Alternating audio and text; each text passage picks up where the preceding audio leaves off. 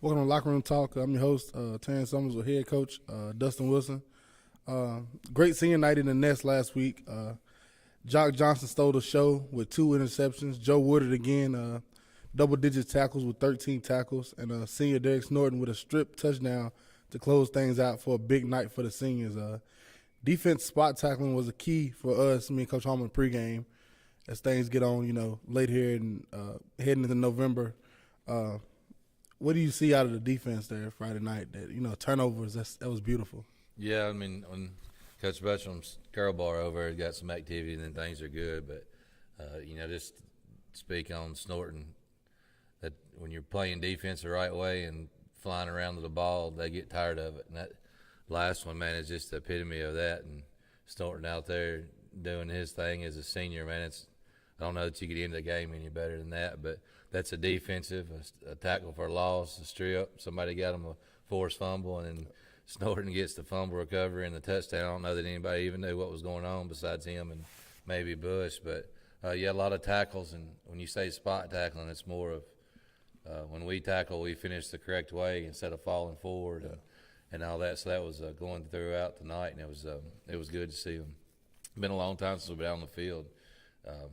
It's always good to get that behind us and senior night activity and seniors doing their thing. It's all our team doing good is good, but man, when seniors get to have their night, it truly is a good thing, and it was good to see some of them having some nights. And for me, he did that drill, that takeaway drill that the coach Will does, every day during the summer. That's right. One guy comes to carry, the other guy come get the ball out, and he got the ball out and he ran it in. It was great. It was beautiful there by him. It was awesome. And he's been a long snapper all 4 years for us, and he got that chance to do that there on senior night. That was beautiful. Yeah. And it kind of everybody got behind that.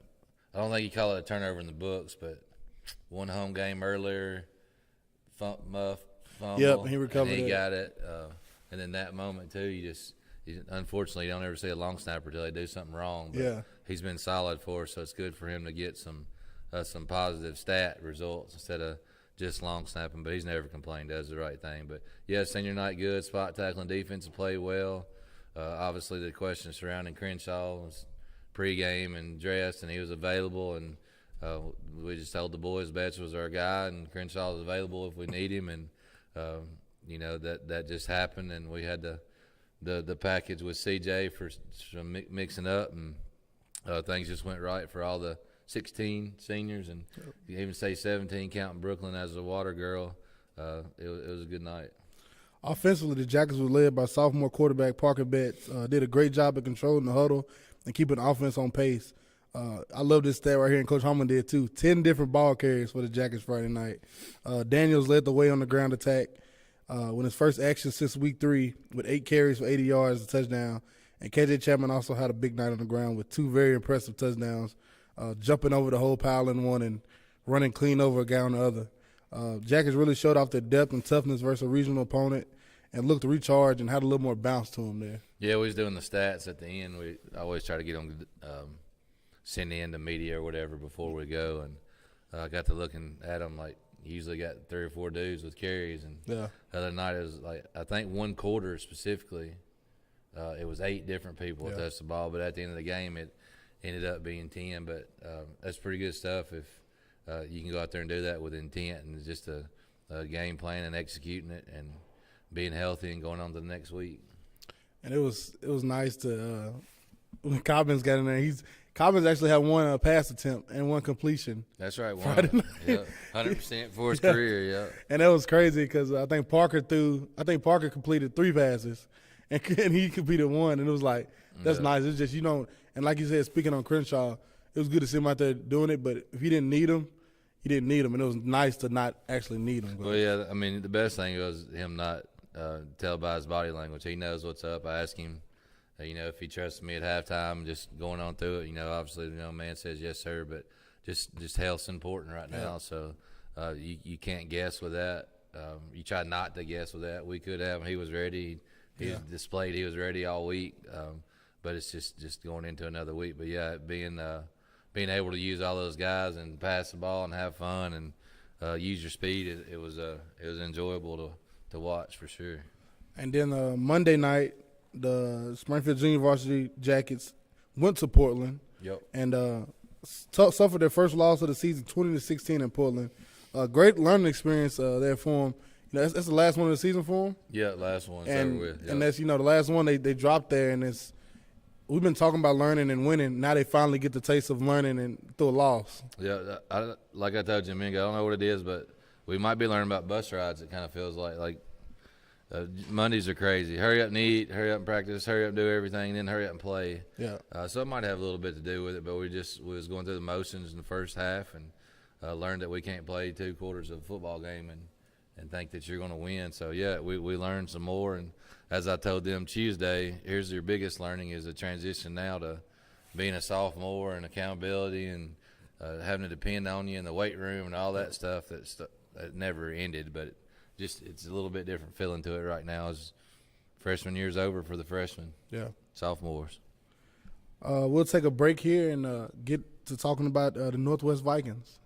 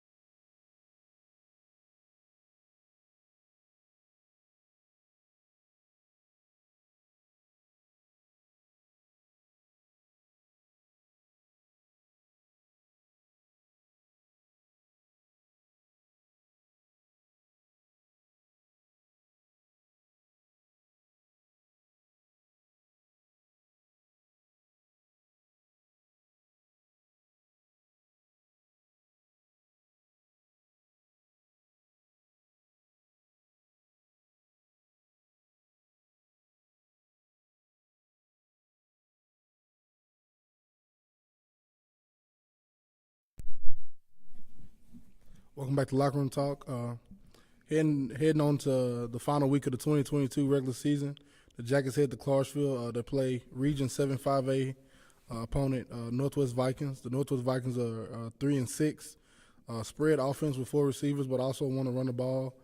What are you telling the boys heading into the 2022 finale on Northwest senior night? Athletes, 5, 6, 7, seem like they got a single number there, an athlete, but they got athletes everywhere. If you stand in concrete for a minute, they're going to make you look slow, and they like to spread it out, can throw the ball around.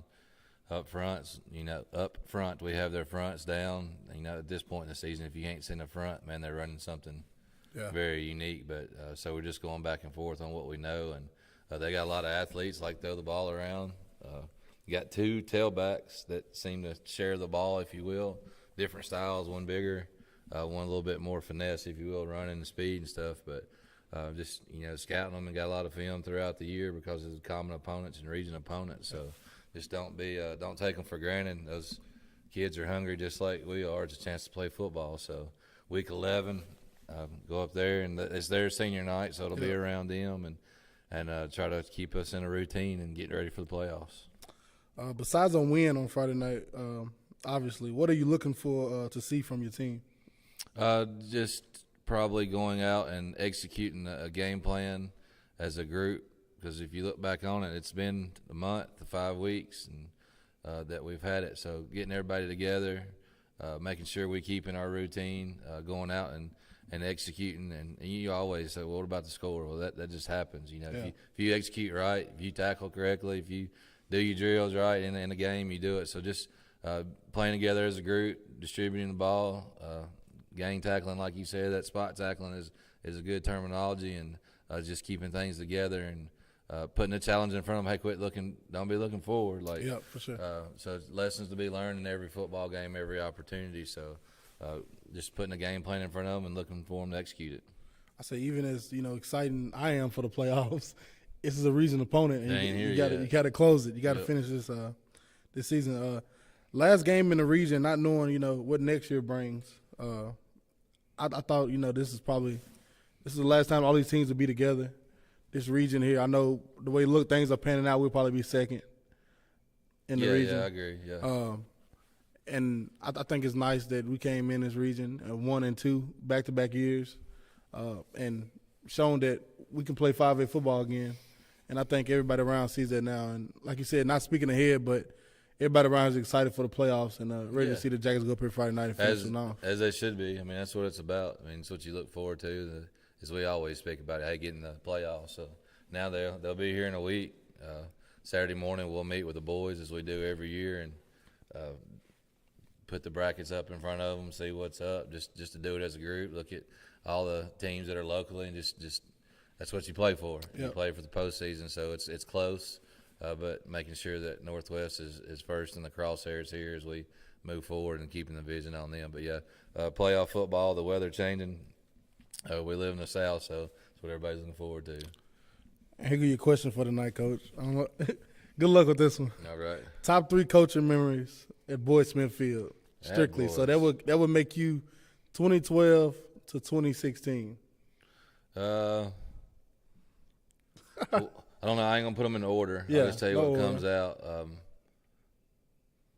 You'd have to go with the Gallatin wins. Coming in here as a younger coach, we didn't play Gallatin when I was in high school. The older generation doesn't try to put pressure on you intentionally, but they always talked about Gallatin. Yeah. So, when you got that one behind you, if you will, and beat them, and then ended up doing it in the postseason as well at home. At home. So beautiful. If you're saying that Boyd Smith, that's that one's that's pretty hard to beat. But we won't put them in order. There's one that sticks out in my mind. 2 is the first one. You in the huddle and Fontes, I can remember him grinning just like it was yesterday, calling a wheel when we're playing Rossview and we're 0 and whatever, and Fontes just kind of grinning like I'm sure he probably still does, but he said, we got you, Coach. Yeah. That's one of my selfishly probably memories. And coaching memories, at Boyd Smith. Huh? And I'm about to look up that I'm about to look into my archives and see how many times the Jackets have beaten Gallatin at Boyd Smith Field. Not many. Well, I always heard that one was first time since 81. Yeah. And it may have been they may have beat them 2 times in that year. It was real coincidental how it happened. Obviously, keeping tradition in our forefront, but man, it was killer for it to happen to us at that time. But what you do that. You got a couple playoff wins over there. Sure, I don't know. Those are the. It's the early.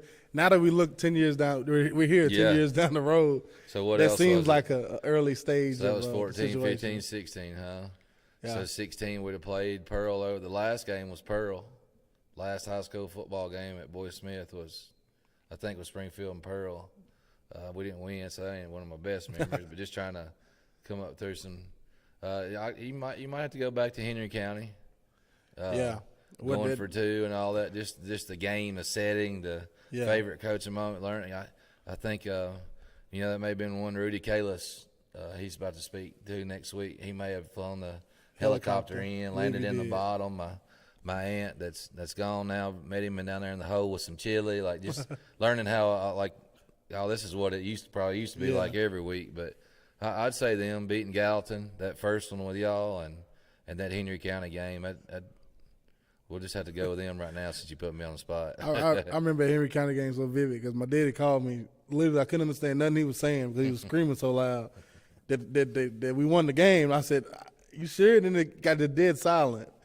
He said, "Wait a minute, it's a flag on the field." I said, Jesus." Yeah.